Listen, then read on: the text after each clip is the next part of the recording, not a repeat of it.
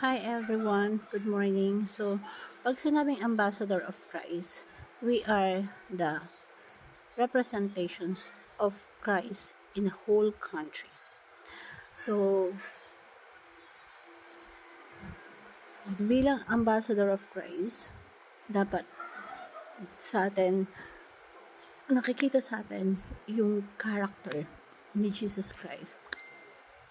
Kung paano siya magmahal, kung paano siya makatungo sa ibang tao, kung paano nire-represent natin sa buong mundo, sa buong nation, si Jesus Christ as His ambassador. So, when we are called as ambassador, we are the citizens.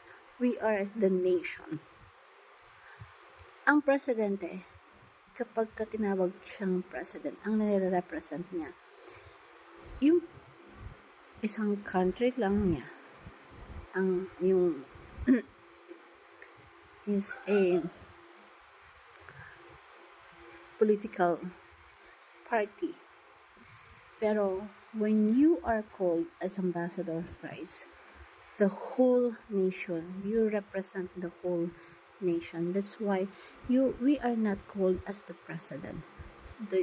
Jesus Christ chose to call us ambassadors because we choose the whole, the citizens, yung kabuuan ng isang nation. So, tayo, once na yung kaaway, once na yung devil is kantiin tayo, ang unang-unang makakaharap nila, si Jesus Christ. Sabi nga ni Jesus Christ, if you are my ambassador, if you are my citizens, once the enemy touches you, mas mabuti pang bago ako dumating, bago ako nila makalala, tumalon na sila sa river, parusahan na lang yung sarili nila bago pa nila ako makilala. Kasi God doesn't want us to hurt by the enemies. Doesn't want His citizen, His ambassador, hurt by the enemy. At napakalaking opportunity para sa atin yun na tawagin tayong ambassador of Christ because ang dinadala natin is being like Christ. You are like Christ.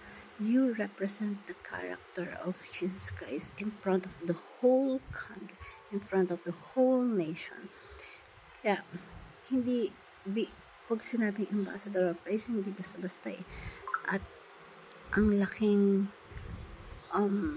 opportunity yon para sa atin na matawag tayong ganun.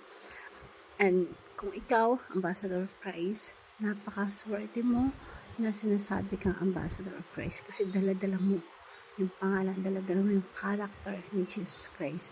Nasa iyo pa lang, sa galaw mo pa lang, sa pananalita mo pa lang, pakikitungo mo sa ibang tao, dala mo yung pagiging Kristo. Because you are like Christ and you are the citizens of Christ. You are the ambassador of Christ that carries the character of the Lord Jesus Christ to show the nations that you are like Christ. Hope you learned something. Thank you everyone and God bless.